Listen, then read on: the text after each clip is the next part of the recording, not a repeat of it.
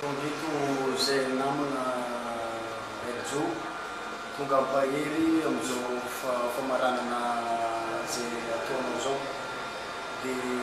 tsy be resaka moa zay fa faly saina satria mba nisy namana mba lasa lavitra amin'ity mozika malagasy gazantsika azy dia misy matoky za Eljo fa tsy mba diso fanampiananany any fa ho azonao mpazapay aika ny andriamanitra ambonao hitay amina